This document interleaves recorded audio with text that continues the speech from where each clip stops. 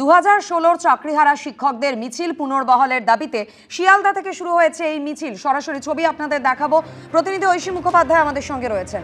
ঐশী, মিছিল আমরা দেখতে পাচ্ছি এই মুহূর্তে কোথায় পৌঁছেছে?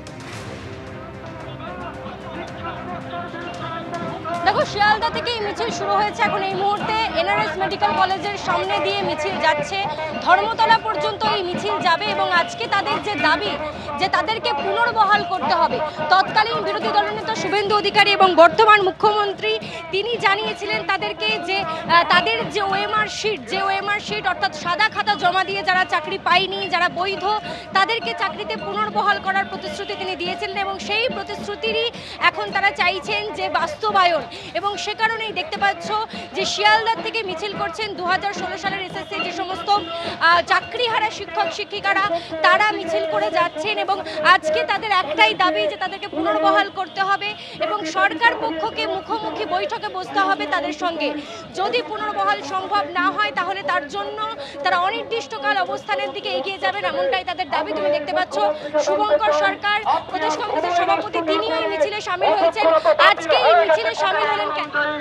আগের যে সরকার ছিল, এই শিক্ষকরা যখন বঞ্চিত হয়েছিল তখন এদের পাশে জল, খাবার এবং এরা যাতে অন্যায়ের বিরুদ্ধে যে লড়াই করছিলেন এবং স্কুলের ভেতরে গিয়ে যাতে ক্লাস করেন, রাস্তায় অবস্থান ছেড়ে, মিছিল ছেড়ে, তখন সমস্ত বিরোধী রাজনৈতিক দল এদের পাশে আন্দোলনের পাশে ছিলেন। তাই এখন সংহতি জানাতে মিছিলেও এসেছেন।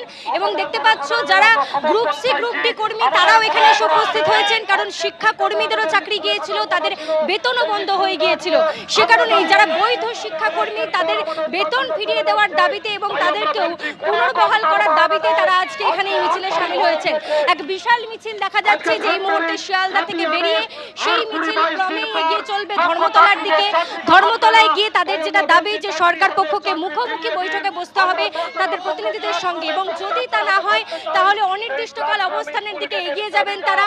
তাদের মূলত যে দাবি যে যারা বৈধ শিক্ষক শিক্ষিকা এবং শিক্ষাকর্মী যারা সাদা খাতা জমা দিয়ে বা ঘুষ দিয়ে চাকরি পাননি তাদেরকে চাকরিতে পুনর্বহাল করতে হবে। প্রাতিষ্ঠানিক দুর্নীতির কারণে চাকরি গিয়েছিল তা প্রমাণিত, এবং সে কারণেই সরকারকে পুনর্বিবেচনার আবেদন জানাচ্ছেন তারা। পুনর্বিবেচনা করতে হবে, ওএমআর শিটের রিপ্যানেলিং এর দাবিও করছেন তারা। এবং তারই সঙ্গে বৈধ যারা চাকরি প্রার্থী অর্থাৎ যারা বৈধ শিক্ষক শিক্ষিকা তাদেরকে চাকরিতে পুনর্বহাল করতে হবে, সেই দাবিতেই কিন্তু এই মুহূর্তে শিয়ালদা থেকে মিছিল শুরু হয়েছে। এবিপি আনন্দ, এগিয়ে থাকে, এগিয়ে রাখে।